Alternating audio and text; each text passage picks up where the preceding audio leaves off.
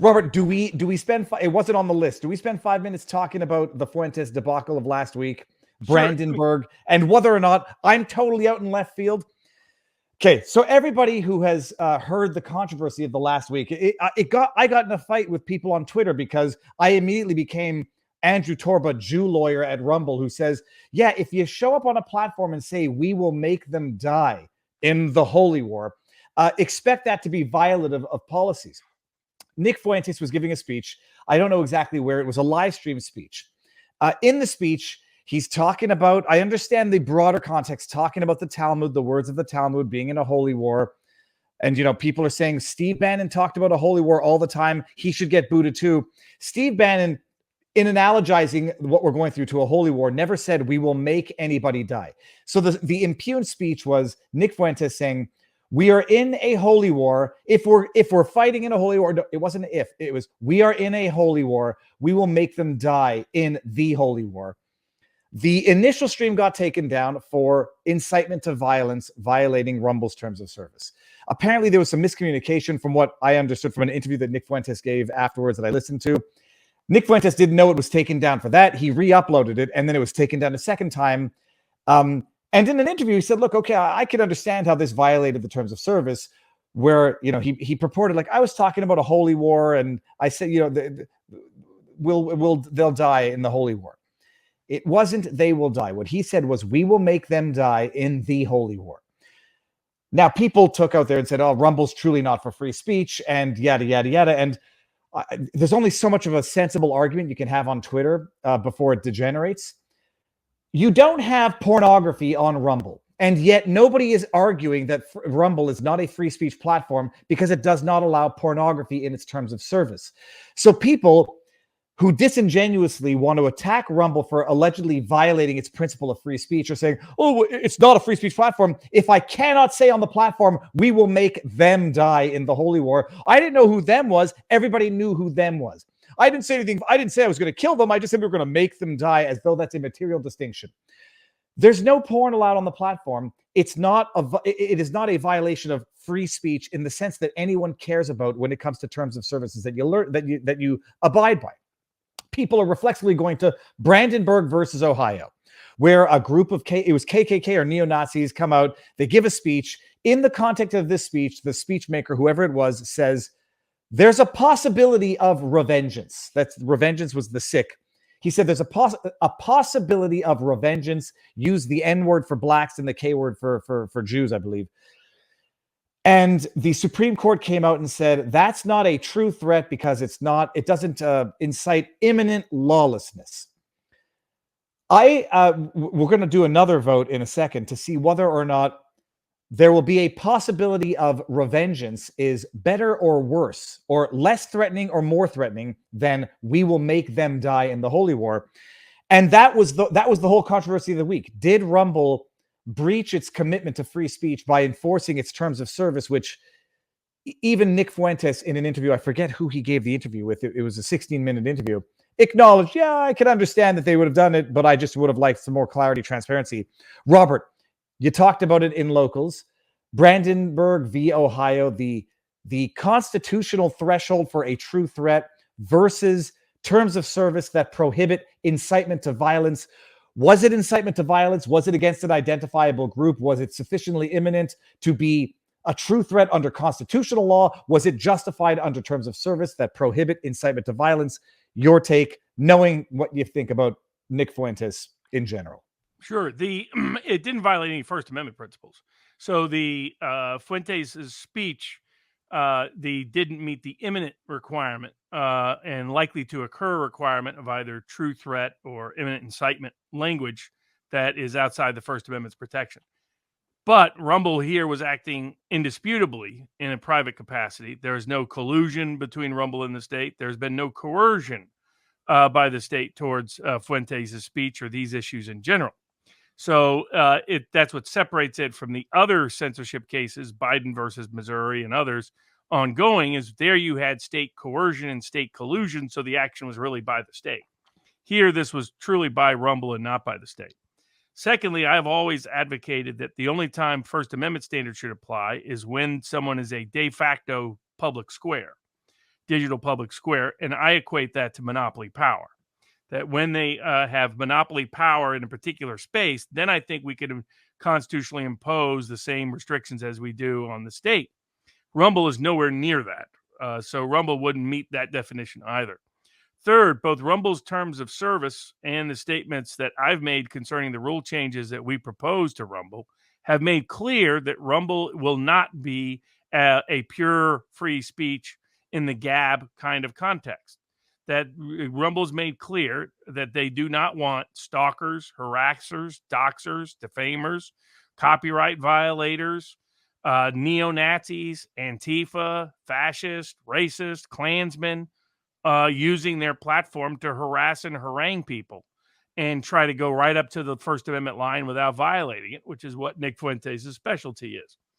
I mean, Fuentes knows what he's doing. He has to get constant attention in order to continue his race grifting, race hustling ways. Anybody who takes him seriously or at face value should have their head examined, or should step out of politics altogether because you're too dumb and too slow to be meaningfully engaged in it.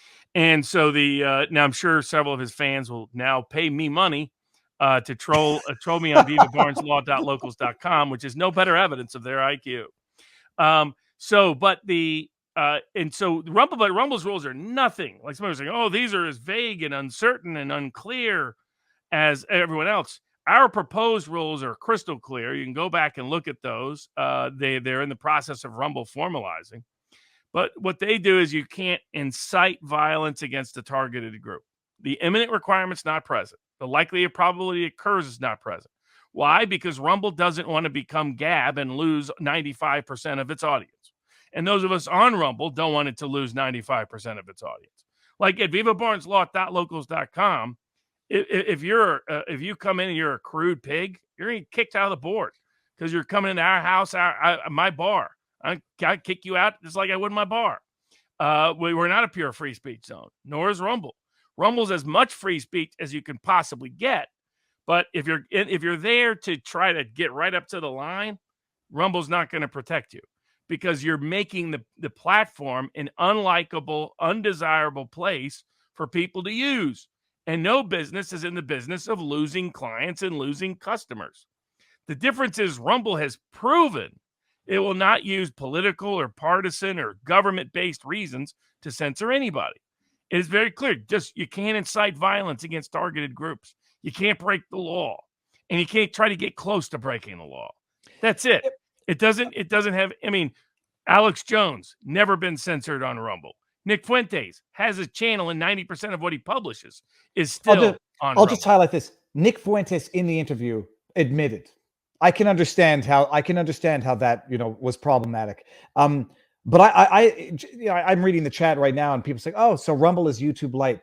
There's a reason why I'm making such a big stink of my Francois Amalaga interview being removed from YouTube.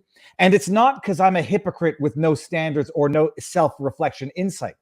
When anybody dares compare Rumble and their application of their rules to YouTube and their application of their opaque, vague rules, Rumble gave the timestamp, gave the clip, so much so that even the perpetrator, for lack of a better word, knew exactly what was being criticized of him and was able to acknowledge there might be some legitimacy to it, as opposed to I'm not telling you the timestamp, I'm not telling you the rule, and here's a strike. So it's not comparable. Not only that, YouTube and others are censoring stuff at state request. Big difference. Number two, they're doing so in ways that reduce the number of people who watch and participate. Which is just the opposite of what Rumble's doing. So, but here's what nobody likes Gab. So the people that are criticizing Rumble, what they're really demanding is, Rumble, we demand you be Gab. We demand you be a haven for Jew haters and race baiters and race grifters. Nobody wants to be you, Gab. Nobody wants to be you, Andrew Torba. No, why do you think it never goes anywhere? So people demanding that are demanding suicide of a business. That has never been required by the First Amendment or anything else. Well, and I said, Fuentes still has the channel. He'll know clearly, as will everyone else.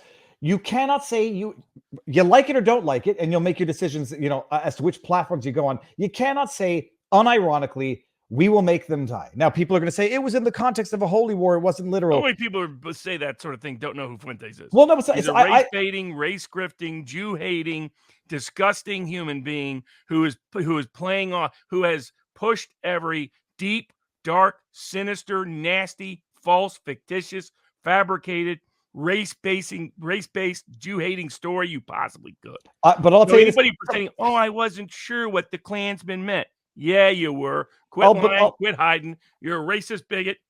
And go home. Don't want you. Well, and I'll tell you, I'm not sensitive about the Jewish question. And there's a way it would have been more convenient if you were talking about trans. But imagine talking about you're in a war with trans ideology, and we will make them die in the holy war. Bullshit. Yeah. Now, the imminent part, it's counterproductive. I mean, it hurts the cause. It hurts free speech. It hurts free speech platforms. All the rest. So yes, what he did didn't violate the First Amendment, but he got as close to it as he possibly could. Well, I got to tell you this. And that's what Rumble is in a safe space for, because if it tried to be, you wouldn't have Rumble anymore. Well, not just yourself, that's what you want. No, but the idea for those who purport to be free speech absolutists who still don't complain about the fact that go to Gab. Go to Gab. Hang out with all the Jew haters and all the pigs over there. Nobody else wants to hear from you. Is there hardcore pornography allowed on Gab? I have no idea. No, not officially. Okay, well, but, if you're in Nick Fuentes' DMs, good luck with that. And all that say, Robert, when you say it would be the end of Rumble, I sort of sarcastically, tongue-in-cheek, glibly said, the more that this goes on, the more I'm convinced that Fuentes supporters are actually feds. Like, this is like Ray Epps, go storm the Capitol. Oh! But it's sabotage. It looks like sabotage to me, at the very least. Yeah, hey, Rumble, do it so that your demise, regardless. But also, I had one more thought there.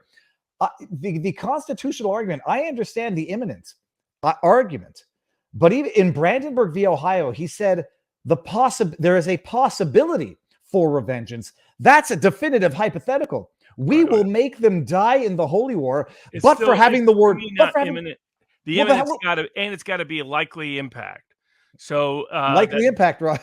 I don't. But that's right. And that when it comes to the state, it's a very different animal to me about how we interpret free speech than a private company that does not have monopoly power that's trying to promote as much free speech as it possibly can and stay alive.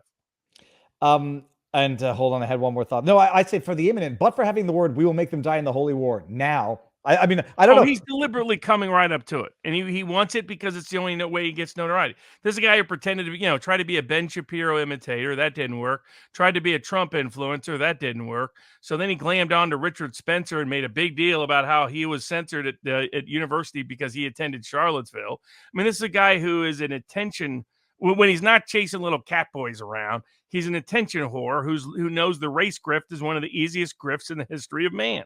It doesn't matter whether you're Al Sharpton on the left or Klans people on the right. The race grift has been a lifelong moneymaker for time eternal. He spent tons of time studying it. I don't believe he even believes 90% of the crap he puts out.